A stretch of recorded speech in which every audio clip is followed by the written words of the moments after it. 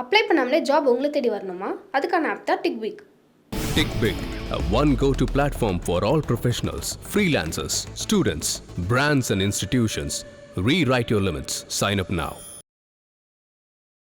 September 4ன்றது எடப்பாடி பழனிசாமிக்கு OPS தரப்புலேருந்து வைக்கப்பட்ட டெட்லைன். அதுக்குள்ள ஒன்றிணைந்த அதிமுகவுக்கான அறிவிப்பு வரலன்னா அன்னைக்கு ஓபிஎஸ் தலைமையில் புது கட்சி தொடங்குவதற்கான அறிவிப்பு வருவதற்கான வாய்ப்புகள் இருக்கு அப்படின்னு சொல்லி செய்திகள் வருது சார். அதை எப்படி பார்க்குறீங்க? நான் உங்களுடைய பார்வைக்கு முதலில் சொல்லிக் கொள்வது, புது கட்சி சில நாட்களுக்கு முன்னாடி சீனியர் ஜேர்னலிஸ்ட் பலருமே ஒரு சில விஷயங்களை குறிப்பிட்டாங்க. அதாவது இந்த ஒன்றிணைந்த அதிமுக அப்படின்ற ஒரு விவாதங்களில் அவங்க குறிப்பிட்ட விஷயம் என்னன்னா, எடப்பாடி பழனிசாமி அவர்கள் முன்ன மாதிரி இல்லை, இன்னைக்கு வந்து ஓபிஎஸ் அவர்களை இணைக்கணுன்ற மனநிலையில தான் அவர் இருக்காரு. ஆனால் ஓபிஎஸ்ஸை மட்டும் தான் இணைக்கணுன்ற மனநிலையில் இருக்காரு. சசிகலா அவர்களையோ டிடிவியோ இணைப்பதற்கான எந்த எண்ணமும் அவருக்கு கிடையாது அப்படின்னு சொல்லி சொல்றாங்க. நான் அறிந்த வரையில் சசிகலா அம்மா அவர்களை எடப்பாடி தரப்பிலிருந்து தொடர்பு கொண்டு உங்களை நாங்கள் இணைத்துக் கொள்கிறோம் என்று சொன்னதாக எனக்கு ஒரு தகவல் இருக்கிறது. ஒன்றிணைந்த அதிமுகவுக்கான அறிவிப்பு சீக்கிரம் வரும்னு நீங்க நம்புறீங்களா?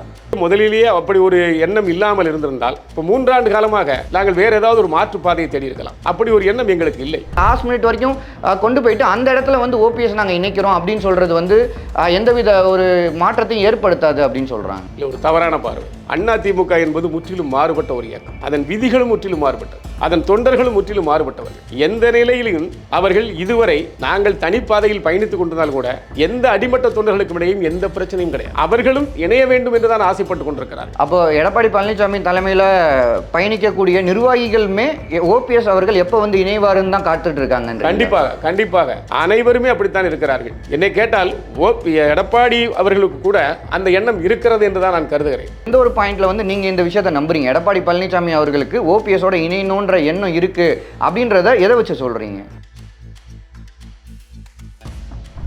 ஒன்றிணைந்த அதிமுக வரும், ஏன்னா அது பொலிட்டிக்கல் கேம்பெயினுக்கு அது ரொம்ப ஒரு பக்கபலமா இருக்கும்ல அதிமுகவோட வெற்றிக்கு. இல்லை, நீங்கள் சொல்றது உண்மையான காரணம் தான். அந்த அறிவிப்பு, அந்த இணைப்புக்கான அறிவிப்புகளோடு இந்த பொலிட்டிக்கல் கேம்பெயின் ஆரம்பிச்சிருந்தா இதை விட அது ஒரு பெரிய வரவேற்போடு எதிர்பார்ப்போடு இருந்திருக்கும். ஆனால் அதுக்கான சரியான ஒரு சூழ்நிலை இல்லாதனால அவர் இந்த இதை ஆரம்பிச்சிருக்காரு. அவர் ஆரம்பிச்சதை நான் தப்புன்னு சொல்ல மாட்டேன். தென் மாவட்டங்களில் அவருக்கான ஓட் பேங்க்ன்றது இன்னும் சஸ்டைனபிளா இருக்கா? வணக்கம். இன்னைக்கு அதிமுக தொண்டர்கள் உரிமை மீட்பு குழுவினுடைய துணை கொள்கை பரப்பு செயலாளர் முடிமன் ராமசாமி அவர்கள் நம்மளோட இருக்கிறார். இந்த ஆலோசனை குழுவில் ரொம்ப ஒரு முக்கியமான பங்காற்றி இருக்காரு, அந்த டிஸ்கஷனில் இருந்திருக்காரு. ஸோ அவர்கிட்ட நிறைய விஷயங்கள் நம்ம கேட்டு தெரிஞ்சுக்கலாம். சார் வணக்கம். சார் வணக்கம். சார், அதிமுக தொண்டர்கள் உரிமை மீட்பு குழு ஆலோசனை கூட்டம் நேற்று நடந்து முடிஞ்சிருக்கு. ஓபிஎஸ் அவர்கள் ஆரம்பித்து முன்னாள் அமைச்சர்கள்னு முக்கிய நிர்வாகிகள்னு பலருமே அதில் பங்கெடுத்திருக்காங்க. இன்றைக்கி வந்து அது தமிழக அரசியல் வட்டாரில் ஒரு பேசு பொருளாகவே மாறி இருக்கு இந்த ஆலோசனை கூட்டம். ஸோ என்னென்ன முடிவுகள் எடுத்தீங்க அந்த ஆலோசனை கூட்டத்தில்? ஐயா, ஓபிஎஸ் அவர்களுடைய ஆலோசனையின்படி நேற்றைய தினம் தொண்டர்கள் உரிமை மீட்பு குழுவின் சார்பாக தொண்டர்களின் கருத்து கேட்பாய்வு கூட்டம் வந்து நடைபெற்றது. அந்த கூட்டத்தில் அதாவது என்னென்னு கேட்டிங்கன்னா, ஆகச்சிறந்த அறிவின் அடையாளம் பேரறிஞர் அண்ணா அவர்களின் அறிவொளியிலும், உலகத் தமிழர்களின் ஒரே துருவ நட்சத்திரம் புரட்சித் தலைவருடைய புகழ் ஒளியிலும் பிறந்திட்ட அண்ணா திராவிட முன்னேற்றக் கழகம் என்ற பேர் இயக்கத்தின் கொள்கை கோட்பாடுகளிலிருந்து எந்த நிலையிலையும் விலகிச் செல்வதில்லை, அந்த பாதையிலே தான் பயணிப்போம் என்ற உறுதிப்பாட்டோடு தான் அந்த முடிவு எடுக்கப்பட்டிருக்கிறது. எங்களுடைய கடந்த கால பாதை எந்த பாதையில் நாங்கள் பயணித்து கொண்டிருந்தோமோ அந்த பாதையில் தான் நாங்கள் இப்போதும் பயணித்து கொண்டிருக்கிறோம் என்பதைத்தான் ஐயா ஓபிஎஸ் அவர்கள் சுட்டிக்காட்டியது உங்களுக்கெல்லாம் புரிந்திருக்கும். ஆகவே நாங்கள் அந்த பாதையில் தான் இப்போது வரை பயணித்து கொண்டிருக்கிறோம், தொடர்ந்து அதுவரை தான் பயணிப்போம். அதாவது அரசியலில் சில நெருக்கடியான காலகட்டங்கள் எல்லாம் வருகிற போது ஐயா ஓபிஎஸ் அவர்களை பொறுத்தவரையில் எப்போதுமே தொண்டர்களின் கருத்தை கேட்டு அந்த கருத்துக்கேற்ப தன்னை செம்மைப்படுத்தி கொண்டு அரசியல் சதுரங்கத்தில் காய்களை நகர்த்தக்கூடிய ஒரு அரசியல் சாமர்த்தியசாலி. அந்த அடிப்படையில் தான் நேற்றைக்கு எங்களை எல்லாம் அழைத்து எங்களுடைய கருத்துக்களை எல்லாம் கேட்டுத்தான் இந்த முடிவு எடுத்திருக்கிறார். எங்களுடைய ஒட்டுமொத்த கருத்தும் அதிமுகவில் பிறப்பிலிருந்து இருக்கிறவர்கள் அனைவரும் எந்த நிலையிலையும் அதிமுகவுக்கு எதிரான ஒரு நிலையவோ அதிமுகவிலிருந்து ஒரு மாற்று பாதையில் பயணிக்கிற ஒரு வாய்ப்பையோ நாம் ஏற்படுத்தி கொள்ளக்கூடாது என்ற அடிப்படையில் தான் இந்த கூட்டம் நடந்து முடிந்திருக்கிறது. சார் ஆனால் இன்னைக்கு செய்திகள் வந்து பார்த்தீங்கன்னா இது மாதிரியான செய்திகள் வந்திருக்கு. ஆனால் இன்னொரு பக்கம் பார்த்தீங்கன்னா செய்திகள் எப்படி வந்திருக்குன்னா, இன்ஃபேக்ட் நேற்று அந்த ஆலோசனை கூட்டத்தில் ஒரு முக்கியமான ஒரு அறிவிப்பாக என்ன பார்க்குறாங்கன்னா, செப்டம்பர் 4 மதுரையில் ஒரு மாநாடு நடத்த போகிறாங்க அப்படின்றது தான் வந்து ரொம்ப ஒரு முக்கிய அறிவிப்பாக இருக்குது. ஸோ இதை சுற்றி வரக்கூடிய செய்திகள் என்னவா இருக்குன்னா, செப்டம்பர் 4ன்றது எடப்பாடி பழனிசாமிக்கு ஓபிஎஸ் தரப்புலேருந்து வைக்கப்பட்ட டெட்லைன். அதுக்குள்ளே ஒன்றிணைந்த அதிமுகவுக்கான அறிவிப்பு வரலன்னா அன்னைக்கு ஓபிஎஸ் தலைமையில் புது கட்சி தொடங்குவதற்கான அறிவிப்பு வருவதற்கான வாய்ப்புகள் இருக்குது அப்படின்னு சொல்லி செய்திகள் வருது சார். அதை எப்படி பார்க்குறீங்க? நான் உங்களுடைய பார்வைக்கு முதலில் சொல்லிக்கொள்வது, புது கட்சி தனி கட்சி என்ற பேச்சுக்கெல்லாம் இடமே இல்லை, நிச்சயமாக இடமில்லை என்பதை நான் தெளிவுபடுத்த விரும்புகிறேன். ஐயா ஓபிஎஸ் அவர்களை பொறுத்தவரை நீங்கள் கேட்டீர்கள் டெட்லைனா என்று. அவர் யாருக்கும் டெட்லைன் விதிக்கிற மனிதர் அல்ல. எல்லோரையும் அனுசரித்து செல்ல வேண்டும். ஏதாவது ஒரு காலகட்டத்தில் எப்படிப்பட்டவருடைய மனதும் மாறும் என்று எண்ணுகிற மனிதனே தவிர, ஒருவருக்கு டெட்லைன் விதித்து அவருக்கு ஒரு இடைஞ்சலான ஒரு நிலை, நெருக்கடியான ஒரு நிலையை ஏற்படுத்தி அதன் மூலம் தனக்கான வாழ்வை தேடிக்கொள்ள வேண்டும் என்று ஆசைப்படுகிற மனிதனும் அல்ல. ஆகவே இது யாருக்கும் டெட்லைனும் அல்ல, ஒன்றும் இல்லை. குறிப்பாக எங்கள் இயக்கத்தில் மூத்தவர்கள், அரசியல் அறிவு பெற்றவர்களெல்லாம் ஏற்கனவே சொல்லி கொண்டிருந்தார்கள், ஒரு மாநாடு நடத்துங்கள் என்று. அப்போதே நாங்கள் கோவையில் நடத்த வேண்டும் என்று நினைத்தோம். அதற்கான வாய்ப்புகள் சரியாக அமையவில்லை. அதன் அடிப்படையில் தான் இப்போது மதுரையில் நடத்துகிறோமே தவிர இதில் எந்த ஒரு உள்நோக்கமும் கிடையாது. ஓகேங்க சார். இப்போ இந்த குழுவில் வந்து ரொம்ப ஒரு முக்கியமான பதவி நீங்கள் வகிக்கிறீங்க, துணை கொள்கை பொதுச் செயலாளர் அப்படின்றத. ஸோ நீங்கள் சொல்கிற விஷயத்தை வந்து நான் கண்டிப்பாக வந்து அது ரொம்ப ஒரு முக்கியத்துவம் வாய்ந்ததாக தான் இருக்கும். நீங்கள் ஒரு ஸ்டேட்மெண்ட் பதிவு பண்ணுறீங்கன்னா அது முக்கியத்துவம் வாய்ந்ததாக தான் இருக்கும். அப்போது நீங்கள் இந்த ஸ்டேட்மெண்ட்டை பதிவு பண்ணுறீங்கன்னா ஒன்றிணைந்த அதிமுகவுக்கான அறிவிப்பு சீக்கிரம் வரும்னு நீங்கள் நம்புறீங்களா? அந்த நம்பிக்கையோடு தான் நாங்கள் கடந்த காலத்திலிருந்து பயணித்துக் கொண்டிருக்கிறோம். எப்போதுமே நாங்கள் அப்படியே முதலிலேயே அப்படி ஒரு எண்ணம் இல்லாமல் இருந்திருந்தால் இப்போ 3 ஆண்டு காலமாக நாங்கள் வேறு ஏதாவது ஒரு மாற்றுப்பாதையை தேடி இருக்கலாம். அப்படி ஒரு எண்ணம் எங்களுக்கு இல்லை சார். ஆனால் என்ன சொல்கிறாங்கன்னா, இத்தனை 3 ஆண்டு காலமாக அவங்க இந்த முயற்சியில் இருந்தாங்க, ஆனால் அந்த முயற்சி வந்து பலனளிக்கவில்லைன்ற ஒரு பாயிண்டில் தான் அவங்க இந்த முடிவை எடுப்பாங்களோ அப்படின்ற ஒரு கொஷின் மார்க் வருது. இல்லை, பலனளிக்கவில்லை என்று எப்படி சொல்லிவிட முடியும்? தேர்தலுக்கு இன்னும் 10 மாதங்கள் 8 மாதங்கள் இருக்கிறது. இப்போது தேர்தல் நாளைக்கு வரவில்லை, அடுத்த மாதத்தில் வரவில்லை. அரசியலில் ஒரே நாளில் கூட எதுவும் மாறுவதற்கான சாத்தியம் உண்டு சார். இல்லை, அது இந்த கேள்வியை முன்வைக்கும் போது என்ன மாதிரியான விமர்சனங்கள் வருதுன்னா, அதாவது லாஸ்ட் மினிட்ல வந்து ஒன்றிணைந்த அதிமுக அப்படின்ற அறிவிப்பு வருது, எந்தவித ஒரு இம்பாக்டையுமே கிரியேட் பண்ணாது. பிகினிங்ல இருந்து வரணும், ஓபிஎஸ் அவர்களுக்கு ஒரு முக்கியத்துவம்ன்றது முதல்ல இருந்தே வரணும். லாஸ்ட் மினிட்ல சேர்க்கறது வந்து அது கரெக்டாக வராது. இன்னைக்கு அறிவிப்பு வெளியானா ஸோ கட்சி மறுபடியும் அந்த ஒன்றிணைந்த அதிமுக செட் பண்ணி கேம்பெயினை ஃபோர்ஸ் பண்ணி எடுத்துகிட்டு போகும்போது கண்டிப்பாக ஆட்சி மாற்றத்தை கொண்டு வரலாம். ஆனால் லாஸ்ட் மினிட் வரைக்கும் கொண்டு போயிட்டு அந்த இடத்துல வந்து ஓபிஎஸ் நாங்கள் இணைக்கிறோம் அப்படின்னு சொல்கிறது வந்து எந்தவித ஒரு மாற்றத்தையும் ஏற்படுத்தாது அப்படின்னு சொல்கிறாங்க. இல்லை, ஒரு தவறான பார்வை. அதிமுக என்பது முற்றிலும் மாறுபட்ட ஒரு இயக்கம். அதன் விதிகளும் முற்றிலும் மாறுபட்டது, அதன் தொண்டர்களும் முற்றிலும் மாறுபட்டவர்கள். எந்த நிலையிலும் அவர்கள் இதுவரை நாங்கள் தனிப்பாதையில் பயணித்து கொண்டிருந்தால் கூட எந்த அடிமட்ட தொண்டர்களுக்கும் இடையும் எந்த பிரச்சனையும் கிடையாது. அவர்களும் இணைய வேண்டும் என்று தான் ஆசைப்பட்டு கொண்டிருக்கிறார்கள். கடந்த பல தேர்தல்களை சந்தித்து தேர்தலில் அனுபவம் பெற்றுவிட்டு அவர்கள் எப்போது நீங்கள் வருவீர்கள், வாருங்கள் என்று தான் அழைத்து கொண்டிருக்கிறார்கள். ஆகவே அப்படி ஒருவேளை இணைந்து விட்டால் 1 மணி நேரம் கூட ஆகாது அந்த கூட்டணி சரியாக செல்வதற்கு, நேர் பாதையில் செல்வதற்கு எங்களுக்குள் எந்த பிரச்சனையும் இல்லை. அப்போ எடப்பாடி பழனிசாமி தலைமையில் பயணிக்கக்கூடிய நிர்வாகிகளுமே ஓபிஎஸ் அவர்கள் எப்போ வந்து இணைவாருன்னு தான் காத்துட்டு இருக்காங்க. கண்டிப்பாக கண்டிப்பாக அனைவருமே அப்படித்தான் இருக்கிறார்கள். என்னை கேட்டால் எடப்பாடி அவர்களுக்கு கூட அந்த எண்ணம் இருக்கிறது என்று தான் நான் கருதுகிறேன். அந்த எண்ணம் இருக்கிறது. ஆனால் அவருக்கு ஒரு சற்று தயக்கம், கடந்த காலத்தில் ஏற்பட்ட சில தயக்கங்களின் காரணமாக அந்த ஒரு தயக்கத்தோடு இருக்கிறாரே தவிர இணைக்கக்கூடாது என்ற எண்ணத்தில் இருப்பதாக நான் நினைக்கவில்லை. சார், ஏதாவது ஒரு எடுத்துக்காட்டோட சொல்லலாமா? லைக் எந்த ஒரு பாயிண்ட்ல வந்து நீங்கள் இந்த விஷயத்தை நம்புறீங்க, எடப்பாடி பழனிசாமி அவர்களுக்கு ஓபிஎஸோட இணையணுன்ற எண்ணம் இருக்குது அப்படின்றத எதை வச்சு சொல்கிறீங்க? அதாவது இது எதை வச்சு நான் சொல்கிறேன்னு கேட்டிங்கன்னா, எங்கள் இயக்கத்தில் மூத்தவர்கள், எங்கள் இயக்கத்தின் மீது எங்கள் இயக்கத்தின் மீது ஒரு நல்ல நன்மதிப்பை வைத்திருக்கிறவர்கள், அது மட்டுமல்ல ஐயா ஓபிஎஸ் அவர்களை கூட எடப்பாடியை சுற்றி இருக்கிற அனைவரும் இன்று வரை பேசிக்கொண்டு தான் இருக்கிறார்கள். ஒருவேளை எடப்பாடிக்கு இது சம்மதம் இல்லை என்று சொன்னால் அவர் இப்படி பேசுவதை அனுமதிப்பாரா? அவர்கள் மீது ஒன்று நடவடிக்கை எடுப்பார், இல்லை என்றால் கட்சி விட்டு கூட நீக்குவார். ஆனால் அவர்கள் மீது எந்த விதமான இதையும் அவர் இதுவரைக்கும் எடுக்கவில்லை. தொடர்ந்து பேசிக் கொண்டிருக்கிறார்கள், எல்லோரும் பேசிக் கொண்டிருக்கிறார்கள். ஆகவே தவறான ஒரு கண்ணோட்டத்தில் தான் எடப்பாடி ஏற்றுக்கொள்ள மாட்டார் என்று நினைக்கிறார்கள். ஆனால் அதிமுக இந்த தேர்தலிலே நிச்சயமாக இணைந்தால்தான் மிகப்பெரிய வெற்றியை பெற முடியும் என்பது ஒட்டுமொத்த தமிழக மக்களின் பார்வையாக இருக்கிறது. தமிழக மக்களின் பாதுகாப்பு பெட்டகமான அதிமுக பாதுகாக்கப்பட வேண்டுமேயானால் அது இணைய வேண்டும். இதுதான் மக்களின் பார்வை. அவருக்கே தெரிஞ்சிருக்கும். இப்போ அவர் சுற்றுப்பயணம் போயிட்டு இருக்கிறார். இந்த சுற்றுப்பயணம் போகிற போது கூட நான் சில இடத்துல பேசுகிறேன். அவர்கள் சொல்கிறார்கள், நாங்களே சொல்லியிருக்கிறோம், மேடையிலிருந்து கூட பக்கத்திலிருந்து கூட இணையுங்கள் என்று கத்தியிருக்கிறோம் என்றெல்லாம் கூட சொல்லுகிறார்கள். அது அவர் காதுகளில் விழுந்துதான் இருக்கும். இதை விட இன்னும் தென் மாவட்டத்துக்குள்ளே அவர் வருகிற போது இதை விட அது அதிகமாக இருக்கும். ஆகவே அவருடைய மனநிலையும் நிச்சயமாக மாறும். நாம் அனைவரும் இணைந்தால்தான் வெற்றி பெற முடியும். ஆகவே நாம் இணைந்துதான் ஆக வேண்டும் என்ற நிர்பந்தம் அவருக்குள்ளே அவர் ஏற்படுத்தக்கூடிய காலமும் பிறக்கத்தான் போகிறது. ஓகே சார், நேற்று ஆலோசனை குழுவில் முன்னாள் அமைச்சர் பண்ருட்டி ராமச்சந்திரன் அவர்கள் பேசும்போது சில விஷயங்களை குறிப்பிடுறாரு சார். அவர் என்ன சொல்கிறாருன்னா, யாரையும் எதிர்பார்த்து நாங்கள் அரசியல் பண்ணல, எங்களுக்கு வந்து யாரோட தயவுமே தேவையில்லை, முதல்வர் பதவின்றது எங்களுக்கு ஒன்றும் புதுதல்ல அப்படின்றார்ல. அதை இந்த மாதிரியான விஷயங்களை பதிவு பண்ணுறதை எப்படி பார்க்குறீங்க? இல்லை, ஒரு அமைப்பு நாம் ஏற்படுத்த ஆரம்பித்து விட்டால் எதையும் எதிர்பார்த்தோ யாரையும் எதிர்நோக்கியோ நடத்த முடியாது. நடத்தினால் அந்த அமைப்பு சரியாக வராது. அதனால் அவர் அதை சொல்கிறார், நாங்கள் யாரையும் எதிர்பார்த்து எந்த பதவிக்கும் காத்திருந்து நாங்கள் இதை நடத்தவில்லை அப்படின்னு கடந்த காலத்தில் நாங்கள் எல்லா பதவிகளையும் அனுபவித்திருக்கிறோம் அப்படின்ற இந்த மெசேஜ் என்னன்னு கேட்டிங்கன்னா, நாங்கள் அதிமுகவோடு நிபந்தனையற்ற முடிவில் கூட இணைவதற்கு தயாராக இருக்கிறோம். நாங்கள் எல்லா பதவிகளும் பார்த்து விட்டோம்.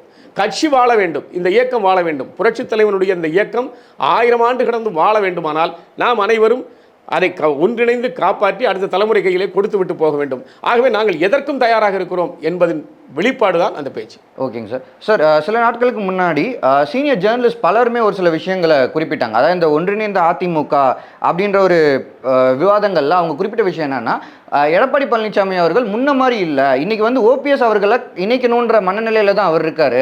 ஆனால் ஓபிஎஸ்ஸை மட்டும் தான் இணைக்கணுன்ற மனநிலையில் இருக்காரு. சசிகலா அவர்களையோ டிடிவியோ இணைப்பதற்கான எந்த எண்ணமும் அவருக்கு கிடையாது அப்படின்னு சொல்லி சொல்கிறாங்க. ஆனால் நேற்று அந்த மாநாடு அறிவிப்பில் அவர் என்ன சொன்னார்னா, கண்டிப்பாக மதுரையில் நடக்கக்கூடிய அந்த மாநாட்டுக்கு சசிகலா அவர்களையும் டிடிவி அவர்களுக்குமே வந்து அழைப்பு விடுப்போம் அப்படின்னு சொல்லி சொல்கிறாங்க. அப்போ இந்த இடத்துல மறுபடியும் அது ஒரு பிரச்சனையை ஏற்படுத்தக்கூடிய வாய்ப்புகள் இருக்குல்ல? இல்லை, அதாவது நீங்கள் என்ன சொன்னீங்கன்னா, ஓபிஎஸ் அவர்களை மட்டும் இணைப்போம், இதே சீனியர் ஜேர்னலிஸ்ட்லாம் சொல்கிறாங்க. அப்போ நாங்கள் எங்கள் கருத்து அவங்க வரைக்கும் பாஞ்சிருக்கு. கரெக்ட் தான். ஆனால் டிடிவியை பொறுத்தவரையில் அவர் ஒரு தனி கட்சி நடத்துகிறார். அந்த கட்சியை அவர் கலைத்து விட்டோ அல்லது இந்த கட்சியோடு இணைந்து அரசியல் பண்ணுவதற்கோ அவர் எப்போதும் நான் சொல்லவில்லை. இப்போதும் அவர் சொல்லிக் கொண்டிருக்கிறார், நான் என்டிஏ கூட்டணியில் தான் இருக்கிறேன் தவிர என்று. ஆகவே அவருக்கு இணைய வேண்டும் என்று அவர் இந்த நெருக்கடியும் அவர் தரவும் இல்லை. அப்படி இருக்க அவரை பற்றி நாம் பேச வேண்டிய அவசியம் இல்லை. அவர் அதிமுக என்டிஏ கூட்டணியில் அவரும் இருக்க போகிறார். இந்த மாநாட்டிற்கு யாரையெல்லாம் அழைக்க வேண்டும் என்று நீங்கள் கேட்டதிலே எல்லோரையும் அழைப்போம், அதிமுகவிலிருந்து பிரிந்து சென்றவர்களெல்லாம் நாங்கள் அழைப்போம் என்ப அடிப்படையில் தான் அவர் அப்படி சொல்லியிருக்கிறார். இன்னும் பலரை அழைக்கலாம், மாநாட்டிற்கு அழைக்கலாம். இல்லை சார், மற்றவர்கள் அழைப்பது பிரச்சனை இல்லை சார். அங்கே வந்து சசிகலா அவர்கள் அழைக்கிறாங்க, அழைப்பு விடுப்போம், நிச்சயம் அழைப்பு விடுப்போம் அப்படின்னு ஓபிஎஸ் அவர்கள் பதிவு பண்ணுறாருன்னா, அப்போ இது வந்து மறுபடியும் எடப்பாடி பழனிசாமிக்கு ஒரு நெருடலாக இருக்காதா? இல்லை அவர் யோசிக்க மாட்டாரா இந்த இடத்துல இந்த ஒரு கருத்தை முன்வைக்கும் போது? இல்லை, நான் அறிந்த வரையில் சசிகலா அம்மா அவர்களை எடப்பாடி தரப்பில் இருந்து தொடர்பு கொண்டு உங்களை நாங்கள் இணைத்துக் கொள்கிறோம் என்று சொன்னதாக எனக்கு ஒரு தகவல் இருக்கிறது. ஆகவே சசிகலா அம்மா அவர் வேண்டான்னு சொல்லலை. அவர் அந்த நிலைக்கு இப்போது இறங்கி வந்திருக்கிறார். நீங்கள் காலம் உங்களுக்கு அதுக்கு பதில் சொல்லும். இப்போ நான் சொல்லுகிற போது அது சாதாரணமாக தெரியும். அது எப்படி எடப்பாடி இப்போ சசிகலாவை இணைத்துக் கொள்வார் அப்படின்னு கூட நினைக்கலாம். காலம் அதற்கு உறுதியாக பதில் சொல்லும். அது அந்த நிகழ்வு கனியத்தான் போகிறது. ஓகே சார், இப்போது இன்னைக்கு அதிமுக தொண்டர்கள் மட்டிலையும் சரி, அரசியல் வட்டாரங்கள்லையும் சரி, ஒன்றிணைந்த அதிமுக வரணும் அப்படின்றது பலருக்குமே ஒரு பெரிய எதிர்பார்ப்பாக இருக்குது. ஸோ இப்போ நீங்கள் சொல்கிற நிறைய விஷயங்கள் பாசிட்டிவாக முன்வைக்கிறீங்க. ஆனால் இன்றைக்கி பொலிட்டிக்கல் கேம்பெயின் ஸ்டார்ட் ஆகிட்டு மேட்டுப்பாளையத்தில் ஆரம்பித்து கொங்கு மண்டலங்கள்ன்று ட்ராவல் பண்ணுறாங்க. அடுத்த பொலிட்டிக்கல் கேம்பெயின் எடப்பாடி பழனிசாமியோட பொலிட்டிக்கல் கேம்பெயினுக்கான ஷெட்யூலுமே வெளியிட்டிருக்காங்க. ஸோ இப்படி இருக்கும்போது எப்போ அந்த ஒன்றிணைந்த அதிமுக வரும்? ஏன்னா அது பொலிட்டிக்கல் கேம்பெயினுக்கு அது ரொம்ப ஒரு பக்கபலமாக இருக்கும்ல அதிமுகவோட வெற்றிக்கு. இல்லை, நீங்கள் சொல்கிறது உண்மையான காரணம் தான். அந்த அறிவிப்பு, அந்த இணைப்புக்கான அறிவிப்புகளோடு இந்த பொலிட்டிக்கல் கேம்பெயின் ஆரம்பிச்சிருந்தா இதை விட அது ஒரு பெரிய வரவேற்போடு எதிர்பார்ப்போடு இருந்திருக்கும். ஆனால் அதுக்கான சரியான ஒரு சூழ்நிலை இல்லாதனால அவர் இந்த இதை ஆரம்பிச்சிருக்காரு. அவர் ஆரம்பித்ததை நான் தப்புன்னு சொல்ல மாட்டேன். ஏன்னு கேட்டிங்கன்னா, ஓராண்டு காலத்துக்கு முன்பாகவே அம்மையார் ஜெயலலிதா அவர்கள் 2011 ஓராண்டு காலத்திற்கு முன்பாக பல இடங்களில் அவர் அப்போதைய உடல்நிலையின் காரணமாக அவர் தொகுதி வாரியாக செல்ல முடியவில்லை. மதுரையில் ஒரு பெரிய கூட்டம், திருச்சியில் ஒன்று, கோயம்புத்தூரில் ஒன்று, மிகப்பெரிய அளவில் கூட்டத்தை கூட்டி அந்த ஓராண்டு காலத்துக்கு முன்பாகவே ஆரம்பித்து அந்த அரசியல் அப்படித்தான் செய்ய முடியும். அப்படி செய்தால்தான் நாம் வெற்றியை பெற முடியும். மக்களோடு இறங்கி போனால்தான் மக்கள் நம்மை வரவேற்பார்கள். அதனால் அது ஒன்றும் தப்பு இல்லை. ஆனால் அதை நீங்கள் கேட்பதைப் போல அவர் அதை செய்திருந்தால் இன்னும் அது நன்றாக இருந்திருக்கும். ஆனால் அது நடக்கவில்லை. ஆனால் அடுத்து சென் மாவட்டத்திற்குள்ளே வருவதற்குள் அது நடக்கும் என்று நான் நம்புகிறேன். ஓகே சார், ஓபிஎஸ் தரப்புலேருந்து அவர் பிரச்சாரத்தை எப்போ சார் முன்னெடுக்க போகிறார்? 2026 தேர்தலுக்கான பிரச்சாரத்தை ஓபிஎஸ் அவர் பாயிண்ட் ஆஃப் வியூலேருந்து அவர் எப்போ ஸ்டார்ட் பண்ண போகிறாரு? இல்லை, அதை நாங்கள் இப்போது எதிர்பார்ப்பது அதிமுகவின் இணைப்பு. அதிமுகவின் இணைப்பு இல்லாமல் ஓபிஎஸ் என்ன பிரச்சாரம் பண்ண முடியும்? எனக்கு ஓட்டு போடுங்கள் என்று. நாங்கள் அதிமுக. அப்போ நாங்கள் இன்னும் அதிமுகவை விட்டுக் கொடுக்கவும் இல்லை, அதிமுக விட்டு விலகிச் செல்லவும் இல்லை. நாங்கள் இன்றும் அதிமுக நாங்கள் தான் என்று உரிமை கோரிக்கொண்டிருக்கிறோம். அந்த நிலையில் நாங்கள் தனியாக அவர்கள் செல்ல வேண்டும் என்பது இணைப்பு இருந்துவிட்டால் இருவரும் ஒவ்வொரு பாதையில் போய் மக்களிடம் சந்தித்து அதிமுகவான வாக்கு வங்கியை பலப்படுத்துவார்கள். அதுவரை அவர் எந்த விதமான பிரச்சாரமும் அவர் செல்ல மாட்டார். இது இந்த சோசியல் மீடியாஸில் தேவையில்லாமலாம் பரப்பிட்டு இருக்காங்க. அவர் டூர் போகிறாரு, பார்க்க போகிறாருன்னா அப்படிலாம் எந்த இதுவுமே கிடையாது. போகிறதுக்கு வாய்ப்பு இல்லை. ஓகே சார், என்டிஏ கூட்டணியில் இன்னும் ஓபிஎஸ் அவர்கள் நீடிக்கிறாரா அப்படின்ற கேள்விக்கு ஒரு சரியான பதில் வரல சார். ஏன்னா இன்னைக்கு ஏடிஎம்கே பிஜேபி கூட்டணி அமைப்பது ரொம்ப அஃபிஷியலாக வெளியே வந்துருச்சு. பொலிட்டிக்கல் கேம்பெயின்லையும் நாகேந்திரன்லேருந்து முக்கியமான பிஜேபியோட தலைவர்கள் நிர்வாகிகள் எல்லாமே பங்கேற்கிறாங்க. அப்படி இருக்கும்போது என்டிஏ தலைமையிலான என்டிஏல கூட்டணியில் நீங்கள் இன்னும் நீடிக்கிறீங்களா அப்படின்ற கேள்விக்கு அவர் சரியான ஒரு பதிலை பதிவு பண்ணல. யார் பண்ணலை? ஓபிஎஸ் அவர்கள் பதிவு பண்ணல. ஓபிஎஸ் பண்ணலை சொல்கிறீங்க. ஆனால் என்டிஏ தலைமை அமித்ஷாவுடைய தலைமையில் இருக்குது. ஓகே இல்லையா? ஓகே. என்டிஏங்கிறது பிஜேபியினுடைய தலைமையில் இருக்குது. அந்த பிஜேபி மாநில கட்சியினுடைய தலைவர் திரு நயினார் நாகேந்திரன் அவர் பலமுறை சொல்லுகிறார், என்டிஏவில் தான் ஓபிஎஸ் தொடர்கிறார், டிடிவி என்டிஏவில் தான் தொடர்கிறார் என்று. இதை விட வேறு என்ன உங்களுக்கு வேணும்? நாங்கள் நான் இருக்கேன்னு ஏன் சொல்லிகிட்டே இருக்கணும்? நாங்கள் தான் இருக்கேன்னு சொல்லிட்டு இருக்க வேண்டிய அவசியம் இல்லை. இன்னொருத்தர் சொல்லணும். அந்த கட்சியினுடைய பிஜேபி கட்சியினுடைய மாநில தலைவரே சொல்கிறாரு நீங்கள் இந்தியாவில் தான் இருக்கீங்கன்னு சொல்லி. அப்புறம் நான் ஓபிஎஸ் போயிட்டு நான் இந்தியாவில் தான் இருக்கேன் ஏன் சொல்லணும்னு எதிர்பார்க்குறீங்க? சரி, இல்லை தலைவரே அதை அக்னாலேஜ் பண்ணும்போது இவருமே ஆமாம் நாங்கள் நீடிக்கிறோம்னு சொல்கிறதுல என்ன இருக்குது? இல்லை, என்டிஏவில் தான் இருக்கிறோம்னு அவர் சொல்லிட்டாரு. அவரோட ஒரு இடத்துல சொன்னார் நாங்கள் என்டிஏவில் தான் இருக்கிறோம். ஆமாம், என்டிஏவில் தான் இருக்குன்னு சொல்லியிருக்காரு. தொடர்ந்து சொல்லிக் கொண்டு இருக்க வேண்டிய அவசியம் இல்லை. நான் என்டிஏவில் தான் இருக்கிறோம் கேட்குற நேரமெல்லாம் நீங்கள் என்டிஏவில் இருக்கலான்னு உங்களுக்கு சந்தேகம் வருது. அதுக்காக நான் இருக்கேன்னு நான் சொல்லிட்டு இருக்கேன்னு அவசியம் இல்லை. அவர் ஒரு முறை சொல்லிட்டார் என்டிஏவில் தான் நாங்கள் நீடிக்கிறோம் அப்படின்னு. அதனால் என்டிஏ கூட்டணியிலிருந்து நாங்கள் நீடிக்கிறோம். அதில் ஒன்றும் மாற்றமே இல்லை. ஓகேங்க சார். சார், இப்போது நேற்று அதே ஆலோசனை குழு கூட்டத்தில் ஓபிஎஸ் ஐயா அவர்கள் ஒரு விஷயத்தை பதிவு பண்ணார். சுயேட்சை வேட்பாளராக 33% ஓட்டரை நான் பெற்றிருந்தேன் ராமநாதபுரத்தில் போட்டிட்டு அப்படின்னு. இன்னும் தென் மாவட்டங்களில் ஓபிஎஸ் அவர்களுக்கான அந்த ஓட்டு வங்கின்றது எந்த அளவுக்கு இருக்குது? ஏன்னா சமீப நாட்களாக பார்த்தீங்கன்னா அவர் ஒரு ஆக்டிவ் பாலிடிக்ஸில் அந்த பழைய வீரியத்தோடு இருந்தார் அப்படின்றத சொல்ல முடியாது. கிட்டத்தட்ட ஒரு சைலண்ட் மோடில் இருந்ததாகவும் பலருமே விமர்சனம் முன்வைக்கிறாங்க. அப்படி இருக்கும்போது தென் மாவட்டங்களில் அவருக்கான ஓட் பேங்க்ன்றது இன்னும் சஸ்டெயினபிளாக இருக்கா? அதாவது இன்றைய முதலமைச்சர் ரேஸில் யாரெல்லாம் இருக்கா அப்படின்னா ஸ்டாலின் இருக்கிறார், எடப்பாடி இருக்கிறார், அப்புறம் விஜய் வச்சுக்கலாமா, சீமான் வச்சுக்கலாம். சீமான் விஜய் 2 பேருமே 4 முனை போட்டி. ஐயா ஓபிஎஸ் இந்த 5 பேர் படத்தை போட்டு நீங்கள் தமிழ்நாடு முழுதும் யார் முதலமைச்சர் சிறந்த முதலமைச்சராக இருக்கிறதுக்கான தகுதி படைத்தவர்னு கேளுங்க. ஐயா ஓபிஎஸ் ஃபஸ்ட் இடத்துல வருவார். சார், எதை வச்சு சார் சொல்கிறேன்? கண்டிப்பாக வருவார். மக்களின் நன்மதிப்பை பெற்றிருக்கிறேன். நான் அதை தான் சொல்கிறேன், மக்களின் நன்மதிப்பை பெற்றிருக்கேன். அதெல்லாம் வாக்கா மாறுமா அப்படின்னா அதுக்கு நான் உத்தரவாதம் கொடுக்க முடியாது. ஆனால் மக்கள் எப்போவுமே நல்லவர்களை தேர்ந்தெடுப்பார். அதை நீங்கள் எப்பவும் பார்த்தீங்கன்னா அவன் நல்லவனாக இருக்கணும்னு தான் மக்கள் நினைப்பாங்க. நல்லவனுக்கு ஓட்டு போடுவாங்களான்னா அது கொஞ்சம் அந்த களம் அந்த இடத்துல பல்வேறு காரணிகளால் தீர்மானிக்கப்படும். ஓகே, கேட்டிங்களா? அவர் நிறுத்துகிற வேட்பாளர், அந்த கட்சி செலவு பண்ணுறது, அந்த கட்சியினுடைய நடவடிக்கைகள், அந்த தலைவருடைய பிரச்சாரங்கள், இதெல்லாம் வச்சு அது தீர்மானிக்கப்படும். ஆனால் ஐயா ஓபிஎஸ் மக்களின் நன்மதிப்பை பெற்ற ஒரு தலைவர், அதில் எந்த மாற்றமும் கிடையாது. ஆனால் அந்த நன்மதிப்பின் அடையாளம் தான் இந்த ராமநாதபுரம் தொகுதியில் அவருக்கு கிடைத்த வாக்குகள். அது அவர் ஓபிஎஸ் என்ற ஒரு தனி மனித அடையாளத்துக்கு கிடைத்த வாக்குகள் தான், அதில் எந்த மாற்றமும் கிடையாது. அதில் அவருக்கென்று ஒரு தனி மரியாதை மக்களிடத்திலே இருக்கிறது. சார், நேற்றுக்கு நடந்த ஆலோசனை கூட்டத்தில் இன்னொரு முக்கியமான விஷயம் என்னன்னா, விஜய் குறித்து ஓபிஎஸ் அவர்கள் முன்வைத்த கருத்துக்கள், அதாவது கட்சி ஆரம்பிச்சதுலேருந்து இப்போ வரைக்கும் சிறப்பாக செயல்படுறாருன்றாங்க, எங்களுக்கு தார்மீக ஆதரவு நாங்கள் கொடுப்போம்னு சொல்கிறாங்க, எதிர்காலத்தில் என்னவெல்லாம் நடக்கலான்றாங்க. அப்போ இதிலிருந்து ஒரு மெசேஜாக என்ன அவர் பதிவு பண்ணணும்னு நினைக்கிறாரு? இல்லை, ஐயா ஓபிஎஸ் அவர்களை பொறுத்த வரைக்கும் யாரையுமே மனம் புண்படும்படியாக பேச மாட்டார். அது யாராக இருந்தாலும் சரி தான், விஜயாக இருந்தாலும் சரி. எடப்பாடியே இது வரைக்கும் அவர் மனம் புண்படும்படியாக பேசினதில்லை. மற்றவர்கள் அவரை சுற்றி இருப்பவர்கள் ஏதாவது பேசிக்கலாமே தவிர அவர் எப்போவுமே அதை பேசுகிறதில்ல. தனக்கு பாதிப்புகள் நிறைய வந்தபோது கூட அவர் பேசுனதில்லை. அதனால் ஒருவர் கட்சி ஆரம்பித்திருக்கிறார், அந்த கட்சி வளரட்டும், அதனால் என்ன இருக்குது அப்படின்னு அவர் சொல்லியிருக்கலாமே தவிர, ஆனால் எங்களின் பார்வை என்பது எந்த காலத்திலும் மாறியதில்லை. இது ஒரு பொலிட்டிக்கல் நாகரிகம் என்று சொல்லலாமே தவிர, அரசியல் நாகரிகம் என்று சொல்லலாமே தவிர வேற ஒன்றும் இல்லை. அதில் ஒன்றும். ஓகேங்க சார், இப்போ ஏடிஎம்கே பிஜேபி கூட்டணி, அந்த கூட்டணியை குறித்து எப்படி சார் பார்க்குறீங்க? ஏன்னா ஸ்டில் அது கரெக்டாக செட் ஆகலை. அடிமட்டத்தில் நிர்வாகிகளே ஒரு முழுமனதாக இதை இன்னும் ஏற்றுக்கலை. மேல் மட்டத்தில் இருக்கக்கூடிய நிர்வாகிகள் ரொம்ப கஷ்டப்படுறாங்க இதை உள்ளே கொண்டு போய் செட் பண்ணுறதுக்கு அப்படின்றாங்க. தொடர்ச்சியாக பார்த்தீங்கன்னா கூட்டணி ஆட்சி குறித்து எதிர்மறை விமர்சனங்கள் தொடர்ந்து வந்துட்டே தான். இப்போ கூட ரீசெண்டாக அமித்ஷா அவர்கள் முன்வைத்த கருத்துக்கு உடனே எதிர்ப்பு தெரிவித்து எதிர்மறை கருத்தை எடப்பாடி பழனிசாமி அவர்கள் பதிவு பண்ணியிருக்காரு. அதை எப்படி பார்க்குறீங்க சார்?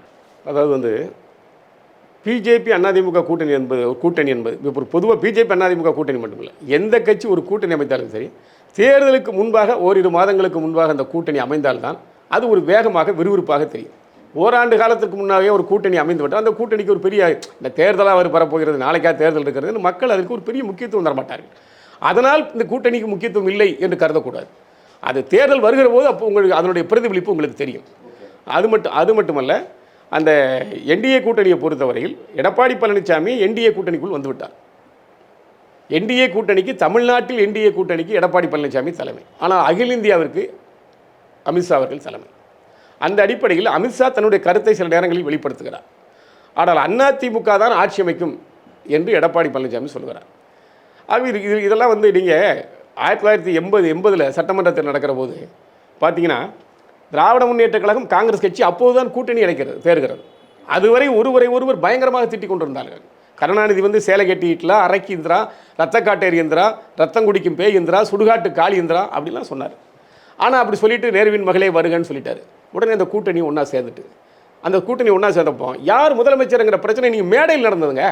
மேடையிலே கருணாநிதி பேசுகிற மேடையிலே காங்கிரஸ்காரங்க வந்திருந்தாங்கன்னா மூப்பனார் தான் முதலமைச்சர் அப்படின்னு கத்துனாங்க. கருணாநிதியால் அதை பொறுக்க முடியல. ஏன்னா நான் முதலமைச்சர் இல்லையா அப்படின்னு சொல்லிட்டு கருணாநிதி மீண்டும் டெல்லியில் போய் உட்கார்ந்து இந்திரா அம்மையாரை பார்த்து நான் தான் முதலமைச்சர்னு சொல்லி நீங்கள் அறிவிக்கணும்னு சொல்லி அப்படிலாம் நடந்திருக்கு. அதனால் இதெல்லாம் அரசியல், இதெல்லாம் சாதாரணமான விஷயம். இதெல்லாம் வந்து எல்லா காலகட்டங்களிலும் எல்லாம் நடந்திருக்கு. ஆனால் அமித்ஷா அவருடைய கருத்தை சொல்லுகிறார், எடப்பாடியோட கருத்தை சொல்லுகிறார். தேர்தல் வருகிற போது ஒருமித்த கருத்து அதில் ஏற்படும். அப்போ இதில் இப்போது நீங்கள் சொன்ன மாதிரி இங்கேயுமே அது மாதிரியான பிரச்சனைகள் நடந்திருக்கு. ஏன்னா ரீசெண்டாக அமித்ஷா அவர்கள் ஒரு பேட்டியில் அவர் என்ன சொல்கிறாருன்னா ஏடிஎம்கேலேருந்து ஒருவர் முதலமைச்சர் ஆவார் அப்படின்ற கருத்தையுமே பதிவு பண்ணார். ஸோ அப்போ இந்த மாதிரியான பிரச்சனைகள் இருக்குது. 10 மாதம் முன்னாடியே கூட்டணி ஃபார்ம் பண்ணி பொலிட்டிக்கல் கேம்பெயின்லேருந்து எல்லாமே நடந்துருக்கு. அப்போ இறுதி கட்டத்தில் 1 மாதம் 2 மாதம் முன்னாடியான அந்த ஒரு கேப்பில் அந்த ஒரு டைமில் மாற்றம் வருவதற்கான வாய்ப்புகள் இருக்கா? இல்லை, அப்படி மாற்றம் வருவதற்காக வாய்ப்பு இருக்க மாதிரி நான் நம்பலை. அதாவது அவர்கிட்ட நீங்கள் அந்த கேள்வியை நல்லா பார்க்கணும். அவர்கிட்ட என்ன கேட்குறாங்கன்னா யார் முதலமைச்சராக வருவார் அப்படின்னு கேட்குறாங்க.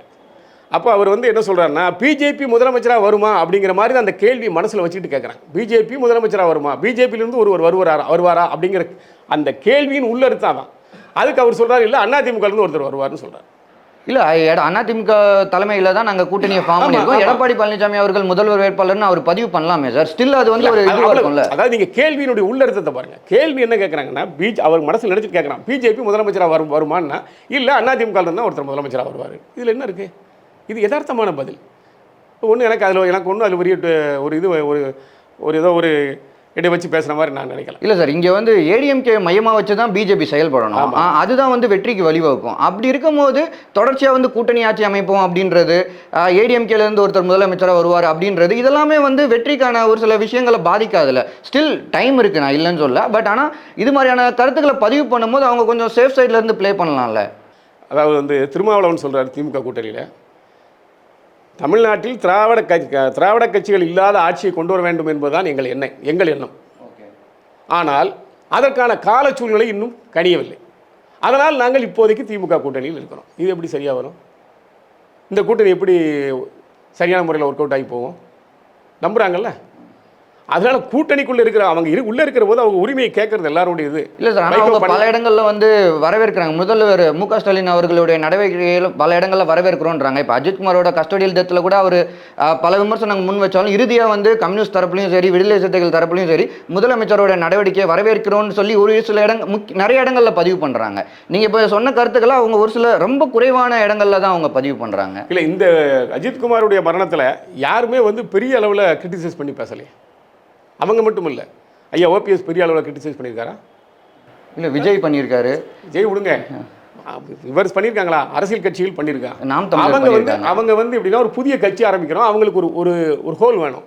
எதையாவது ஒன்று எடுத்துக்கிட்டு ஒரு பிரச்சனை பண்ணாங்கன்னா நமக்கு அதுக்கான ஒரு வாய்ப்பு கிடைக்காதா அப்படின்னு நினச்சி வருவாங்க. நாம் தமிழர் ரொம்ப கடுமையாக பண்ணுறாங்க. யார் அந்த நிக்கிதா, ஏன் இன்னும் அவங்க மேலே கேஸ் போடல அப்படின்ற கேள்விகள்லாம் அவங்க முன்வைக்கிறாங்க. நாம் தமிழர் போராட்டம் பண்ணுறதுல நீங்கள் பார்த்தீங்கன்னா தமிழ்நாட்டு மக்கள் சிரிப்பாங்க. அந்த மாதிரி போராட்டங்கள்லாம் நிறைய பண்ணிகிட்டு இருக்காங்க. அதனால் நாம் தமிழர் வந்து பண்ணுற போராட்டத்தை பெருசாக எடுத்துக்கணும். எனக்கு தெரிஞ்சுங்க, ஒரு கஸ்டோடியல் டெத்து நடந்துட்டு நான் வந்து இதில் ஸ்டாலினை ஆதரிக்கவும் இல்லை. ஆனால் அதே நேரத்தில் ஒரு அரசு என்ன செய்ய முடியுமோ அதை அவர் செஞ்சிருக்கார். இல்லை சார், அதுதான் சார் நீங்கள் சொல்கிறது கரெக்ட் சார். ஆனால் ஒரு எதிர்க்கட்சியாக நீங்கள் இன்னும் கடுமையான எதிர்ப்புகளை முன்வைக்கலாம்ல. இப்போ வரைக்குமே யார் அந்த மேலேருந்து கட்டளையிட்ட அதிகாரி யார் அப்படின்றது, ஏன்னா 2 நாளாக எஃப்ஐஆரே போடாமல் அந்தளவுக்கு நடந்து அவர் உயிரிழந்திருக்காரு. அப்படி இருக்கும்போது இதை ஏன் ஒரு சைலண்ட் மோடில் எதிர்க்கட்சி அணுகணும்? கடுமையான எதிர்ப்புகளை முன்வைக்கலாம்ல. எடப்பாடி அதுக்கான முன்னெடுப்புகள்லாம் எடுத்து பண்ணியிருக்காரு. ஓபிஎஸும் அறிக்கை விட்டுருக்காரு அதெல்லாம் பண்ணணும்னு. அதாவது நீங்கள் அவங்க 2 பேரும் ஆட்சியில் இருந்தவங்க, இவங்களுக்கு தான் ஒரு ஆட்சின்னா என்னங்கிறது எப்படி நடத்தணுங்கிறது தெரியும். ஆட்சி அனுபவம் இல்லாதவர்கள் ஏதோ போகிற போக்கில் போகும்போது எதையாவது சொல்லிவிட்டு போகிறதெல்லாம் வச்சு எதை செய்ய முடியும் இவங்களுக்கு தெரியும். உங்க 2 பேருக்கும் தெரியும் எதை செய்ய முடியும் எதை செய்ய முடியும். ஆனால் எண்ட் ஆஃப் த டே ஒரு விபத்து ஒன்று நடக்குது, இல்லை ஒரு அநீதி நடக்குதுன்னா அதுக்கு நியாயம் வேணும்ல சார், அதுதானே முக்கியம். கண்டிப்பாக அதை நியாயத்துக்கான குரல் கொடுத்துருக்கோம். இந்த வந்து நீங்கள் அந்த காவல்துறை அதிகாரிகளை போல சஸ்பெண்ட் பண்ணியிருக்காங்க, நான் குரல் கொடுத்துருக்கோம், சஸ்பெண்ட் பண்ணியிருக்காங்க சார். இன்னைக்கு அந்த பகுதியோட டிஎஸ்பியை மறுபடியும் காத்திருப்போர் பட்டியலிருந்து உள்ளே கொண்டு வந்து மறுபடியும் அவரை தலைமையகத்தில் ஒரு முக்கியமான பொறுப்பில் நியமிச்சிருக்காங்க. இல்லை, விசாரணை நடந்துகிட்டு இருக்கோம். அது விசாரணை நடந்துட்டு நமக்கு அதாவது காவல்துறையில் என்ன நடக்குங்கிறது நம்ம சொல்ல முடியாது. காவல்துறையில் அவங்க வந்து காவல்துறை விசாரணை வந்து வெளியே தெரியாது. உங்கள் பார்வைக்கு காவல்துறை வந்து மேலோட்டமாக இருக்கிற மாதிரி தெரியும். ஆனால் அவங்க உள்ளே செஞ்சுட்டு இருப்பாங்க, எல்லாமே செஞ்சுட்டு இருப்பாங்க. திடீரென்று ஒரு நாள் அது ஒரு இது வந்து பூகம்பமாக வெடிக்கும். அதனால் அது நடந்துக்கிட்டு இருக்கும். நம்ம அதெல்லாம் அது வந்து சொல்ல முடியாது. அந்த இதை கொண்டு வந்திருக்காங்களே அப்படிங்கிறது அதனால் வந்து இந்த விசாரணை வந்து திசையின் போக்கு மாறிடும் அப்படின்னு நான் நம்பலை. ஓகேங்க சார். சார் நிறைய முக்கியமான விஷயங்களோட ஷேர் பண்ணிங்க சார். குறிப்பாக நேரம் ஒதுக்குனதுக்கு ரொம்ப நன்றி. ரொம்ப நன்றி. அப்ளை பண்ணாமலே ஜாப் உங்களை தேடி வரணுமா? அதுக்கான ஆப் தான் டிக்பிக். TickBig, a one go-to platform for all professionals, freelancers, students, brands and institutions. Rewrite your limits. Sign up now.